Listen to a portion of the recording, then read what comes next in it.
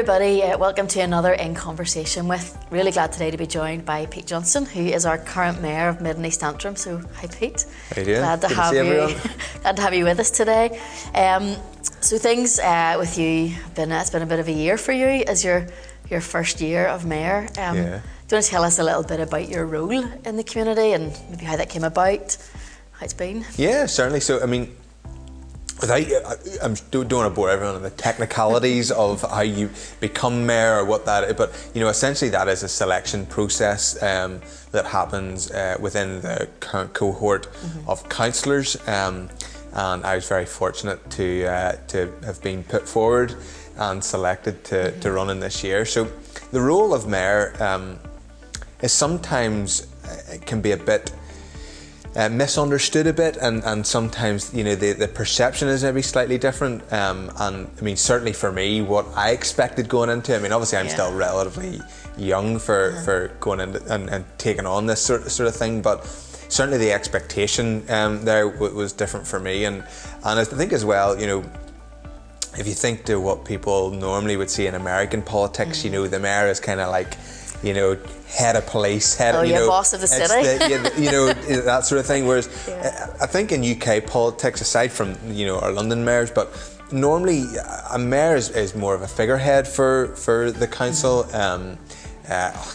almost like the spokesperson type chairperson, and those are obviously very important roles, and would represent council at various different events or formalities. The mayor would kind of go forward with that, and then the other more very important role too for the mayor is that you then chair the full council meetings. So those are once a month, and it's very interesting because obviously council they're political chambers, but the role of mayor is apolitical. So once you step into that role, it's a bit like the speaker in the House of Commons. That once you step into that role, you lose your politics as such, and you become neutral and apolitical. So your job is to chair those meetings, and you call the chamber into line, whether that's one of your colleagues or anyone else. That's your role. So it's been really, really interesting. Obviously, when I took this up in June, very much in the for me, we had three themes. The first one was recovery. Obviously, the next one was recognition. I'm sure some of you will have maybe seen the wee certificates of recognition, and actually the baby bank was one of the recipients. And then the final theme to my mayorship was celebration. Right. Now, the recovery side, when we were in June, I was very naively, maybe I'm sure everyone else was thinking, we'll get to Christmas, we'll put this behind us, we'll move on, and what a good news story this is going to be. But certainly hasn't been the case, and so that has really changed the dynamic for this year for me, and obviously what would be involved with that, and ordinarily where I would have maybe been hosting functions and things like that, obviously that couldn't have happened. But I'm an eternal optimist, and I try and see the good in these things, and really what that has done, it has really freed me up to be more involved with the community and even the local community here, and I've really done my best to try and do that and be available, and there's few things that I've been able to take on and do, but like some of the monthly update videos, and even like some of the behind the scenes stuff to give people that insight to what's involved with council. So I've really enjoyed that. Obviously not as high profile as what ordinary years would be, but really, really enjoyable. And for me, it's been a fantastic opportunity. It's certainly one that I haven't taken for granted, and truthfully, of course, it's been. There's been a lot of challenges, and it's been tough. It is hard work. You're essentially taking a block out of 1 year of your life and dedicating it to the role, which is amazing opportunity. But tough, that comes with its challenges. But I have loved every minute of it. It's been really, really enjoyable. And so you're kind of on the countdown now then, June, end of June or start of June, when does that? So the AGM, will be around the start of June. Okay. And that'll be I'll hand over the chains. Hand over the chains, as goodness. such. No, I wouldn't say I'm counting down. I'd maybe counting up. Right, okay. Because I have, it's a 1 year stint. I knew, that's what it's going to be, and kind of the way I've looked at it is, throw everything at it. Yeah. And I'm sure by the time it comes to June, I'll be ready to pass on the mantle. You'll feel complete that you've given something, and that part's done now. That's class to hear. And you mentioned about giving like a year out of your life. Obviously, I know a little bit about your personal life, your home life. You have Tori and 2 little ones at home, and there's been a change this year for you at home as well, hasn't there been? Yeah. Like with your little one, who's your youngest?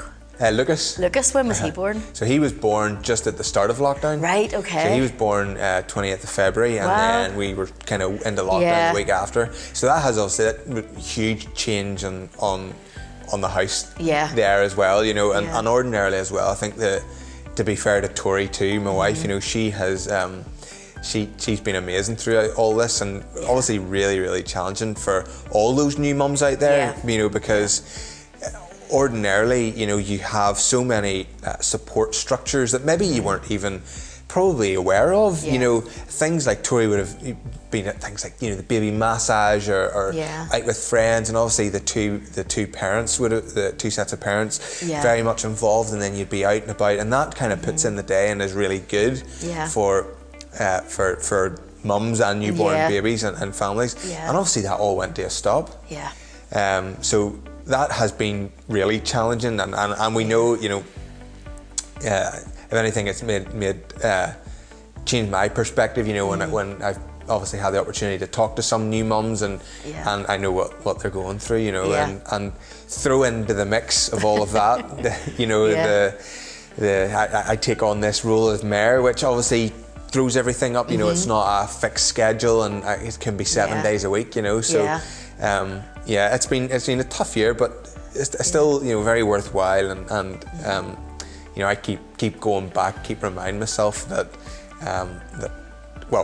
keep reminding Tori it's only 1 year, and reminding myself that it's such a limited time to do it, and it's a real once in a lifetime opportunity. Well, that's it, and you are nearly at the end of it, and that's amazing. That'll be something for your family's future too. Yeah. And one of the other things I wanted to ask you about was like how faith has played a part, and I suppose in your overall life, but I guess like we would have first crossed paths in a sense in both of in your church and in my previous role, and that was maybe 4 or 5 years ago, and I suppose I got to know your family a bit, through other community things too, but like how would you say that faith has played or influenced or shaped, how your life has sort of progressed? Well, I think actually this year has probably for most people of many different faiths has been so different and so challenging, and also opportunistic as well. You think if you had said this time 2 years ago, that most churches would now be live streaming, and that was that's just crazy, for churches in America type thing, So that has been really interesting actually, and even the journey of my own church, seeing that all evolving, and us now being able to, and many churches being able to probably reach a much greater audience. I think I heard a statistic at the time, was it from the Church of England, that their viewing figures were up 80%. Wow. So for what they were normally having at in a church setting, 80% more people were actually tuning in and watching on top of that. So that's, I think that's a really amazing statistic, and probably a challenging statistic actually as well for the church for us to ask questions. Well, why is that? Why are we in a place now where more people feel they can engage without coming through the doors?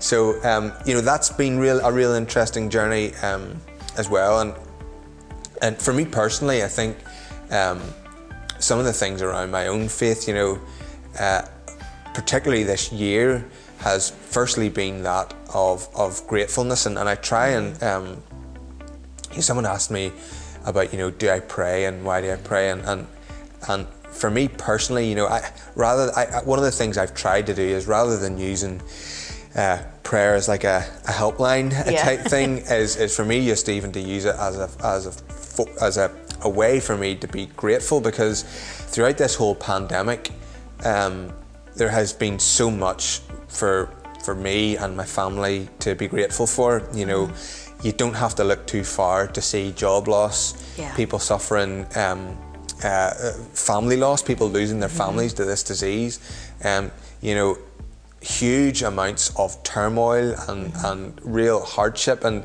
like, that's not to say, of course it's been, you know, we've had our own challenges as well as a family, but when you look at the big picture, you know, we still have, you know, we have a roof over our heads, with food in the cupboards that we can eat. We're not wondering where the next meal's coming through, and you know, that for me has always had to be something in my head that I need to be, you know, constantly remind myself just how fortunate you know we are, and that we do live in, and not to play a politic line with this one, but we live in the United Kingdom that has been able to come in with things like furlough, you know, support businesses, and have a lot of those support packages that, you know, when you look to many parts of the globe, you know, hasn't been there, and people, I mean, I can remember seeing some of the scenes in South America. I mean, people they're literally going to the streets and having to beg, borrow and steal to survive. You know, so hugely grateful that you know, for what we've got. And I think the other thing too, which has been amazing for me being mayor, has been the opportunity to actually see it all and see what's happening, and actually the Certificate of Recognition programme has probably been one of the biggest eye-openers for me, and you know, certainly something that will genuinely stay with me the rest of my life. I mean, it seemed quite trivial. It's just a certificate for you know, it's a piece of paper that I'm giving over on a letter to people, but actually being able to see what people were doing and stepping up, and you know, you people talk about, you know, what the kingdom of God, you know, the kingdom of God and what that looks like. I mean, when you look closely, and when I looked at all of the recipients of these certificates, you know, that's the kingdom of God at work there, and you just have to look to how Jesus, you know, and the life of Jesus, and whether you know, believe in him as a saviour or not, you know, the work that he did, you know, he fed people when they were hungry, you know, and he talked about, you know, helping the least of these, and I think that's been one of the things that's been humbling for me as well. You know, I'm giving people these certificates and they're, you know, oh my goodness, is this for me? And really, you know, hugely humbling, because these are people who have completely dedicated this whole part of their lives over the past year to feeding hungry people, to making meals, you know, cooking dinners, providing new mums with you know, all the necessities where they otherwise weren't going to get it, and they're stuck in lockdown, maybe with no help from another part. You know, people really stepped up to the mark, and you know, some of the stories of doing these certificates, I think we ended up, it was near 700 or 800 or something, right? Oh, I mean, goodness. when we started the scheme, we thought I think in the first week we got 30 nominations, and we were like, goodness, this is amazing.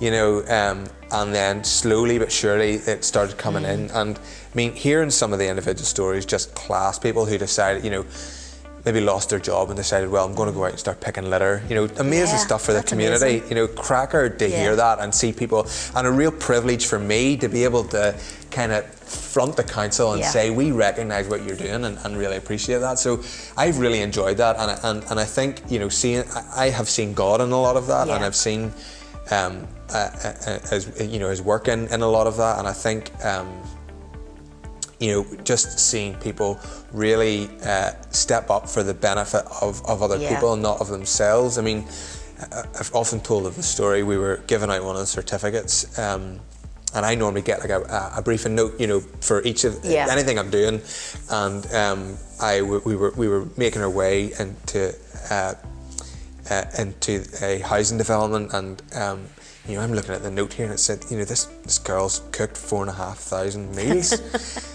We must be we must be going to an industrial estate. There must be an industrial kitchen or a converted restaurant, or this can't be right, you know. And we were checking, no, it's definitely this address. And you know, we kind of terrace house, 2 up, 2 down, knocked the door, and right enough this woman came out, hugely emotional and grateful to be receiving this certificate, and she literally just switched her oven on as soon as the lockdown happened, started cooking. People were donating her mince, potatoes, she was doing big vats of stew.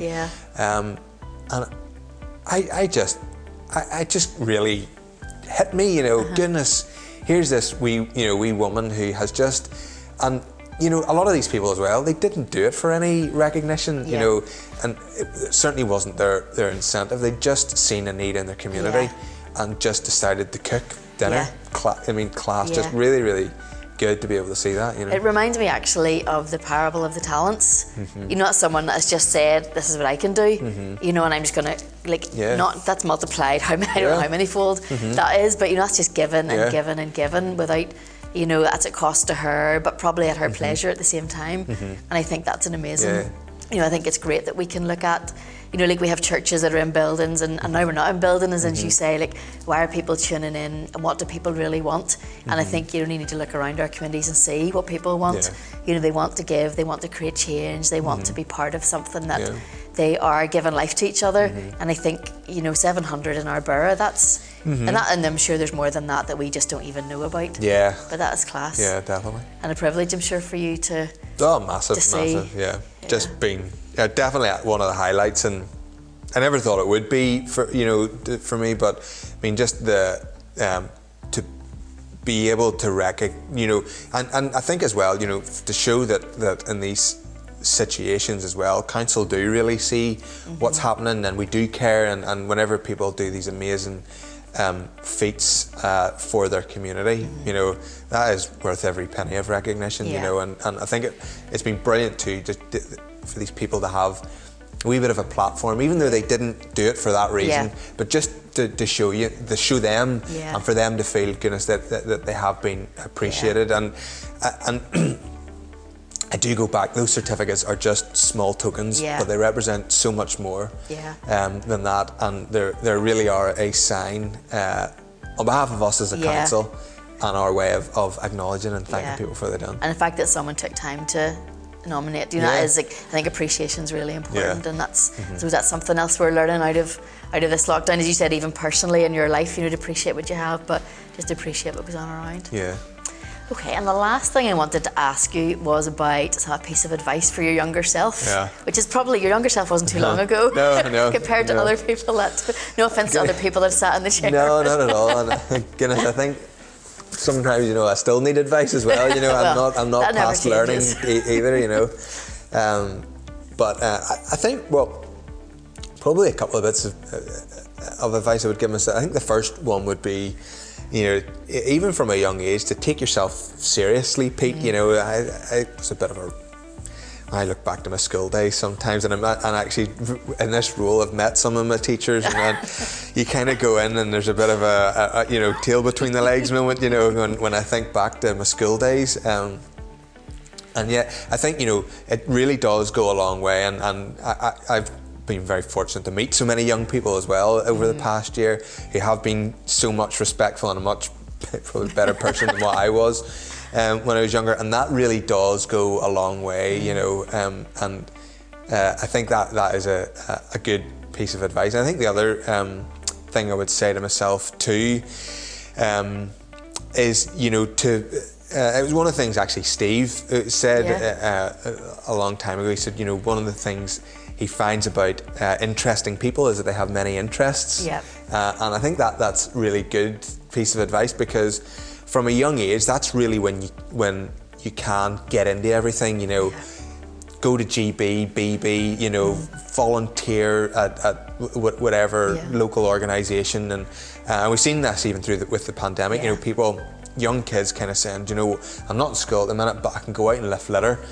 That's amazing, and that sort of stuff. Not only is it good in the early years of your life for your CV, but it's also creating connections. You're building relationships, teaching you how to be with people, and I think I would give, and to be fair, my mum and dad are very good at that. If we wanted to you know, I wanted to join the cricket club, and you know, I was one of these people. I joined something, did it for a couple of weeks, and then what's the next thing, sort of thing. And to be fair, my mum and dad are very patient with that, and we're quite facilitating. But I think I think that's a good piece of advice. Mm-hmm. You know, be into things, be interesting, because when it comes to that stage when you know you leave your you could be leaving 5th year to do an apprentice or go to tech or go to uni. It's those wee bits that that really help you to stand out and make a difference. And if anything, you know, it's good fun. You know, you'll enjoy yourself, and you'll be more interested, and you've more to talk about. So probably that. Yep, no, those are good pieces of advice.